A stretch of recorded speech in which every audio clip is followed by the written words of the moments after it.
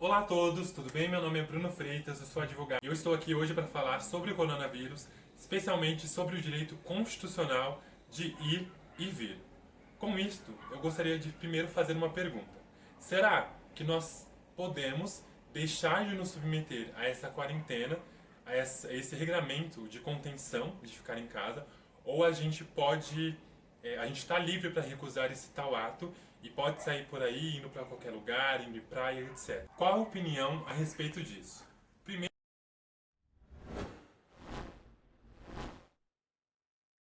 eu gostaria de falar que a submissão ou não a um procedimento de quarentena do coronavírus, ela não envolve apenas a vida e a vitalidade, daquela pessoa que se nega a fazer essa quarentena, e sim a de outras pessoas, a de terceiros.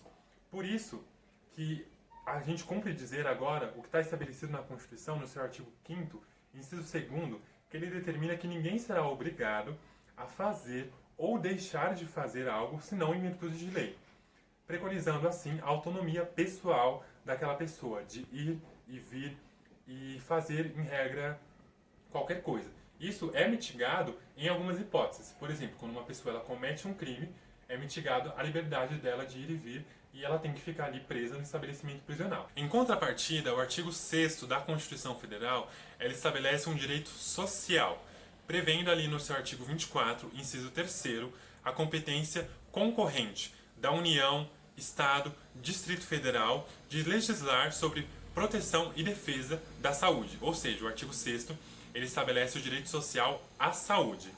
Continuando, a Constituição, no seu artigo 196, ela determina que é dever do Estado a redução dos riscos referentes a doenças, preconizando por meio do artigo 200 que o Sistema Único de Saúde ele é competente para executar as ações de vigilância sanitária e epidemiológica, bem como as de saúde do trabalhador.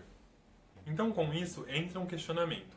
A mesma Constituição que determina a liberdade de ir e vir, a liberdade do indivíduo de fazer em regra qualquer coisa, no seu artigo 5º, inciso 2º, ela determina a proteção, o dever do Estado de proteção aos cidadãos de riscos de doenças e também a missão ali no controle epidemiológico.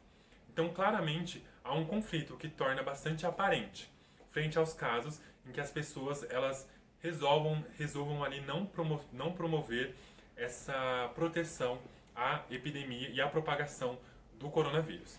Então, é justamente nisto que fica estabelecido essa mitigação da liberdade de ir e vir da pessoa. Porque, em regra, uma pessoa ela tem esse direito, ele é constitucional e ele não pode ser, em regra, repartido.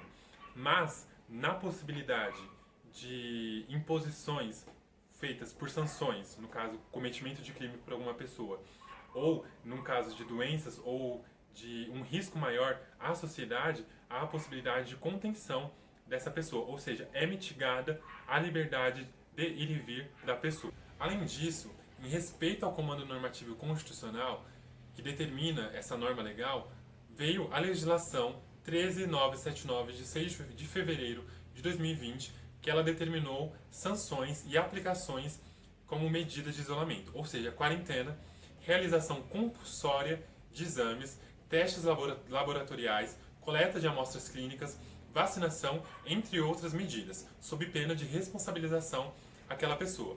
Então verifica-se que todo cidadão ele está por força de lei submetido aos procedimentos estabelecidos nessa legislação de 6 de fevereiro de 2020, que impede a propagação e, no caso, a emissão de vírus a outras pessoas também.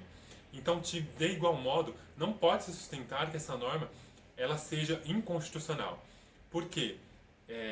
Fica dois direitos que eles entram em combate. É o direito da pessoa de liberdade de ir e vir e o direito no Estado. Quando uma pessoa ela pratica uma ação que pode ferir a terceiro, a liberdade dela tem que ser restringida. Então é isso que acontece nesses casos.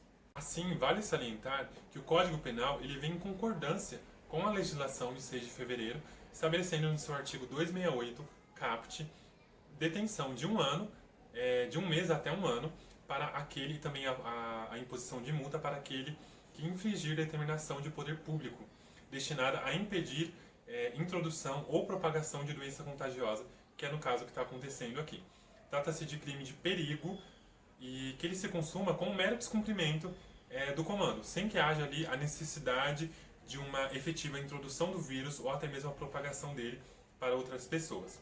Aliás, em caso de efetiva contaminação de terceiros, o delito ele muda de figura e passa a ser uma epidemia. E o artigo 267 do Código Penal ele estabelece que causar epidemia mediante a propagação de germes patogênicos é determinada uma sanção de reclusão de 10 a 15 anos, se dolosa, com resultado que não resulte morte.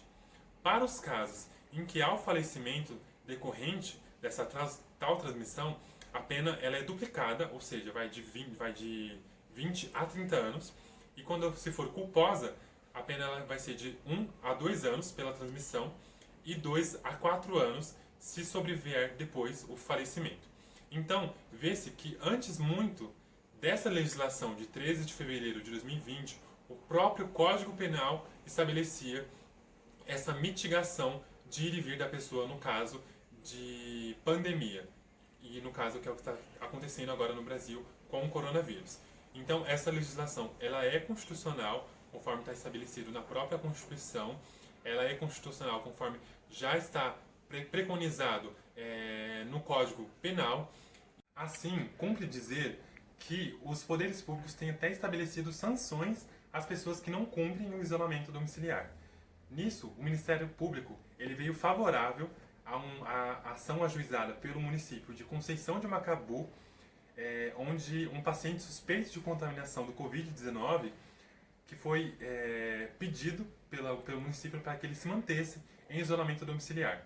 Com isso, na última quinta-feira, 12 de março, o juízo da comarca de Conceição de Macabu acolheu o pedido e determinou em caráter compulsório a quarentena domiciliar do paciente até que seja descartada a contaminação ou, caso confirmado, até a posterior alta desse paciente. E também estabeleceu na decisão dele que, caso o paciente ele não cumpra com o estabelecido, ele vai ser imposto uma multa de R$ 10.000 por dia para cada descumprimento. Além disso, ele determinou também que, em caso que o paciente ele saia da sua residência, ele vai ser levado coercitivamente até o isolamento hospitalar e vai ser mantido lá, lógico, com a obrigação legal do Ministério Público, do ente público municipal, no caso o hospital, de manter o acompanhamento médico contínuo do paciente. Então, há sim a possibilidade de imposição dessa quarentena a pessoas que são suspeitas ou as pessoas que estão com coronavírus, quer seja na sua residência ou até mesmo no estabelecimento hospitalar, tá bom? Este foi o vídeo de hoje, espero que eu tenha ajudado vocês falando um pouco sobre direito constitucional, sobre o coronavírus e sempre relembrando, gente, permaneçam em suas casas, cumprem a quarentena. Quarentena não é férias, tá bom? Curtam, comentem, compartilhem, se inscrevam no nosso canal, tá bom? E até uma próxima, um grande abraço, fiquem com Deus.